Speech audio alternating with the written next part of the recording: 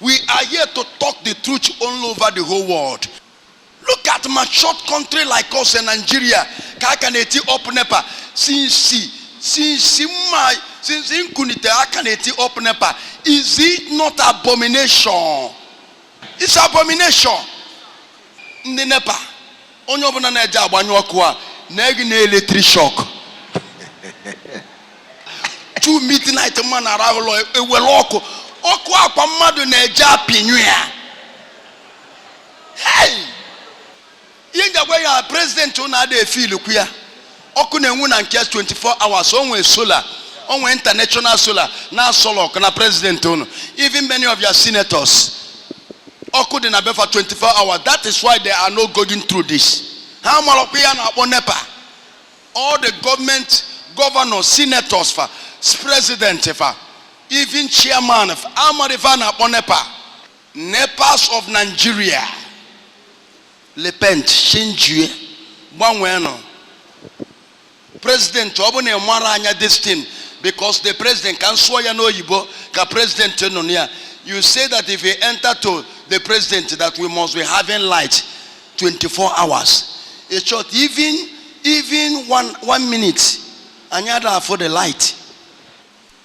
Onye obuna tinye na okwu ọnụ maka anyị hapụrụ ihe anyị kwesịrị ịdị na-ekwu na create content na social media, lap how to use our media to face challenges we are going through in our government. That your platform is to open up what is happening in your area that government are not doing.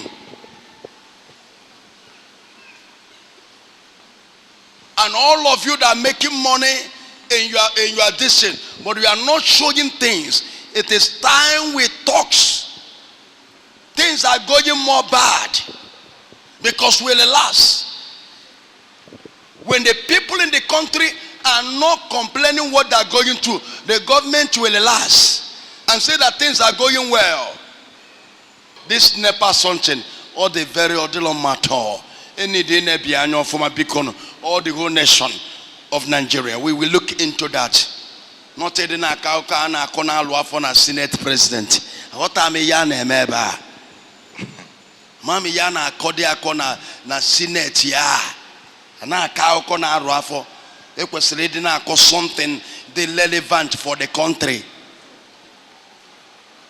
Ebulu na akoko muwanye biaba ku na Senate. Agota ku na Senate ke ebulu akoko muwanye biaba na nkende Senate.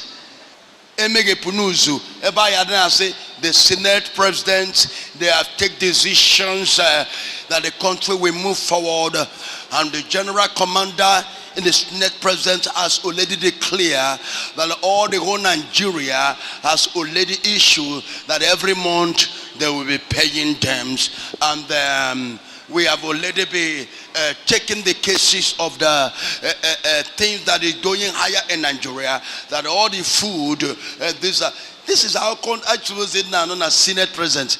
Elueba na ka family problem. Buluzie di na nwunye we na eje. Ade emefa na countries. Go to Burkina Faso. If akoka na akona Burkina Faso, una na other countries. All this government in Nigeria. Na akoka na akona Burkina Faso. The way they are changing their economies, the way they are rebuilding their foreign down country. We are here to issue what is going on in our nation. Please, all the senators, please, all the senators gathering, it is childish, please. It is an insult. When the children now side or this government Bikono is a sin in Jesus' name. Amen. This year, development and how the investors will come to this country, because investors are wafuchana no bada. Ka investors na batano, can the investors na bata to Nigeria and all the whole caribas in Igbo land. Batabana kai dozie no baye. Bataban on our fuzina and allow all the criminals to be taking over our own state or country in the east. Hallelujah. batabano anywhere we are. Can support to how to make sure that our own Igbo land is developed and also bring securities. Hallelujah. We must to all the whole people.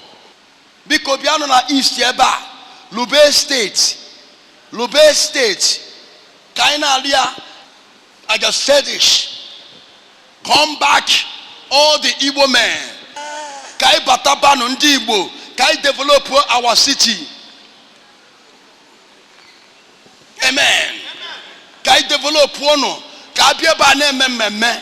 Everybody name members na Lagos, Abuja, Bekono, Ndebo. This is our time. This is 2025. Can I move forward and I move back? Here I can talk to them so that they will, because a lot of problem will come up to Nigeria. I when nukun sobo for the game wana taba. Be don't maybe investment here. Kono gale problems over there.